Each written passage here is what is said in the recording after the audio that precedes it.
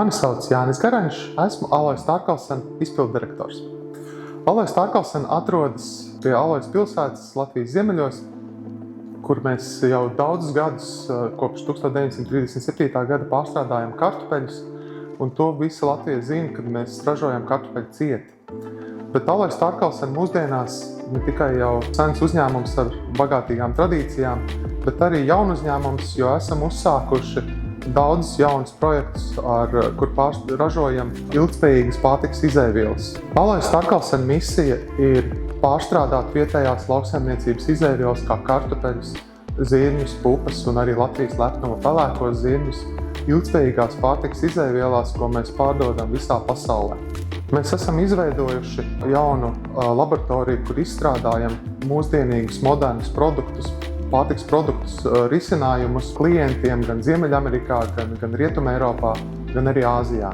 Alojas Tārkalsena eksportē savu produkciju pa visu pasauli, un mēs piedāvājam ne tikai mūsu pārtikas izēvielas, bet arī ilgtspējīgu pārtikas produktu ražošanas tehnoloģijas, lai varētu radīt jaunus vegānus un bezglutēna produktus, aizstājot gaļas izēvielas, piena izēvielas un olu izēvielas pārtikas ražošanā visā pasaulē. Alojas Tārkalsena jau ir zināms kā viens no vadošajiem bioloģiskās kartupeļu cietas ražotājiem, bet šobrīd mēs kļūstam arī atpazīti kā jaunu, inovatīvu, ilgtspējīgu pārtikas produktu ražošanas tehnoloģiju piedāvātāju. Pēdējā gada laikā mēs esam izstrādājuši sadarbībā ar Itālijas glikozes ražotāju jaunas vegānu saldējuma receptes, ko izmanto jaunu produktu ražošanai gan šeit Latvijā, gan Vācijā un Francijā. Alojas Tārkalsena izstrādājumu galvenā vērtība ir ilgtspējība, jo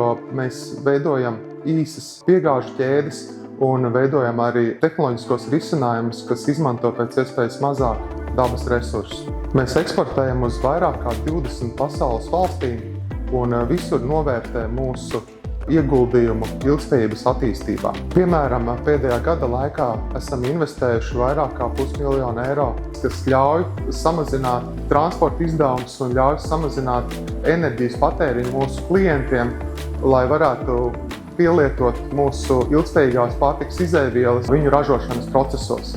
Arī tuvākajos gados uzņēmums plānoja lielas investīcijas attīstīt gan kartupeļu cietas ražošanu, dubultojot tās jaudu, gan arī attīstīt jaunu izēvielu ražošanu, kas bāzējās uz pākšaugu produktiem kā proteīna koncentrātu un cietas koncentrātu.